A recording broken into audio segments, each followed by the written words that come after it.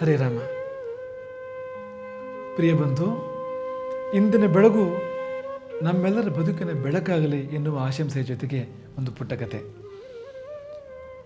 ಒಬ್ಬ ಜಮೀನ್ದಾರ, ಆತನ ಬಳಿಯಲ್ಲೊಂದು ಕತ್ತೆ. ಅದು ಮುದಿ ಕತ್ತೆ. ಒಂದು ದಿನ ಆಕಸ್ಮಿಕವಾಗಿ ಆ ಕತ್ತೆ ಬಾಳು ಬಾವಿಯೊಂದಕ್ಕೆ ಬಿದ್ದುಬಿಡ್ತು. ಕರುಣಾಜನಕವಾಗಿ ಬೊಬ್ಬಿಟ್ಟಿತು. ಜಮೀನ್ದಾರ ಯೋಚನೆ ಮಾಡ್ತಾನೆ, ಹೇಗೆ ಹೊರಗೆ ತೆಗೀಲಿ ಇದನ್ನು. ಕೊನೆಗೆ ಅನ್ಕೋತಾನೆ, ಹೇಗೂ ಕತ್ತೆಗೆ ವಯಸ್ಸಾಗಿದೆ, ಹೊರಗೆ ತೆಗೆದ್ರೂ ಪ್ರಯೋಜನ ಏನೂ ಇಲ್ಲ, ಬಾವಿಯನ್ನು ಮುಚ್ಚಬೇಕು. ಹಾಗಾಗಿ ಬಾವಿ ಮುಚ್ಚಿಬಿಟ್ರಾಯ್ತು. ಎರಡು ಒಟ್ಟಿಗೆ, ಕತ್ತೆ ಸಮಾಧಿ ಮಾಡಿದಾಗೂ ಆಯಿತು, ಬಾವಿ ಮುಚ್ಚಿದಾಗೂ ಆಯಿತು. ಅಂಥ ಕ್ರೂರ ಯೋಚನೆ ಬಂದುಬಿಡ್ತಾ ತನಗೆ. ಸರಿ, ಆಚೀಚೆ ಅವ್ರನ್ನ ಕರೀತಾನೆ. ಎಲ್ಲರೂ ಮಣ್ಣು ಹಾಕೋಕ್ಕೆ ಶುರು ಮಾಡ್ತಾರೆ. ಗುದ್ಲಿ ತಗೊಂಡು ಒಂದಷ್ಟಾಗಿ ಮಣ್ಣು ಹಾಕೋಕ್ಕೆ ಶುರು ಮಾಡ್ತಾರೆ ಬಾವಿ ಒಳಗಡೆಗೆ. ಕತ್ತೆಗೆ ಮನುಷ್ಯರ ಯೋಜನೆ ಅರ್ಥ ಆಯಿತು. ತುಂಬ ಕರುಣಾಜನಕವಾಗಿ ಅದು ಹತ್ತಿತ್ತು. ಕತ್ತೆ ಕಷ್ಟಪಟ್ಕೊಳ್ತು. ಆದರೆ ಸ್ವಲ್ಪ ಹೊತ್ತು ನಂತರ ಅದಕ್ಕೇನೋ ಹೊಳಿತು. ಅದು ಇದ್ದಕ್ಕಿದ್ದ ಹಾಗೆ ಸಮಾಧಾನ ಆಯಿತು ಕತ್ತೆಗೆ.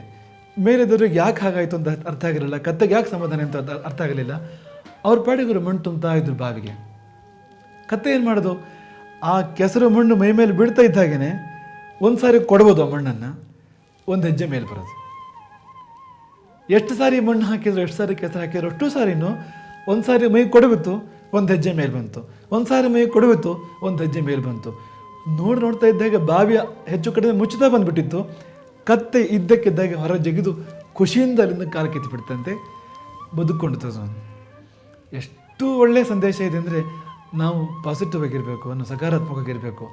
ಬದುಕು ನಮ್ಮನ್ನು ಖಂಡಿತ ಬಾವಿಗೆ ಹಾಕತ್ತೆ, ಕಂದಕಕ್ಕೆ ಹಾಕತ್ತೆ, ಮೇಲಿಂದ ಕೆಸರು ಎರಚುತ್ತೆ ಖಂಡಿತವಾಗಿಯೂ. ಆದರೆ ನಮ್ಮ ಮೇಲೆ ಎರಚಿದ ಕೆಸರನ್ನೇ ನಾವು ಮೆಟ್ಲು ಮಾಡ್ಕೋಬೇಕು ಮೇಲೆ ಏರೋದಕ್ಕೆ. ಮೈ ಕೊಡಬೇಕು, ಮೇಲೆ ಎಳಬೇಕು, ಮೈ ಕೊಡಬೇಕು, ಮೇಲೆ ಎಳಬೇಕು. ಅಂಥವನು ದೇವತೆ ಆಗ್ತಾನೆ, ತುಂಬ ಎತ್ತರಕ್ಕೆ ಇರ್ತಾನೆ. ನೋಡಿ, ಕತ್ತೆಯನ್ನು ಕರೆಯೋಕ್ಕೆ ಸಾಧ್ಯ ಇಲ್ಲ. ಯಾಕೆಂದರೆ ಬುದ್ಧಿಮತ್ತೆಯ ದೃಷ್ಟಿಯಿಂದ ಅದು ಎಷ್ಟೋ ಮೇಲಿದೆ. ನಾವು ಹಾಗಿಲ್ಲ ಅಂದರೆ ಕತ್ತೆಗಿಂತ ಕಡೆ ಆಗ್ತೀವಿ. ಹಾಗಾಗಿ ಹಾಗಾಗೋದು ಬೇಡ. ನಾವು ಸಕಾರಾತ್ಮಕ ಯೋಚನೆ ಮಾಡೋಣ. ಎಲ್ಲ ಕಷ್ಟಗಳು ಕೂಡ ಗೆಲುವಿನ ಸೋಪಾನಗಳು, ಗೆಲುವಿನ ಮೆಟ್ಟಿಲುಗಳು. ಹಾಗೆ ಸ್ವೀಕಾರ ಮಾಡಿದರೆ ಬದುಕು ಬಂಗಾರವಾಗೋಕ್ಕೆ ಸಾಧ್ಯ.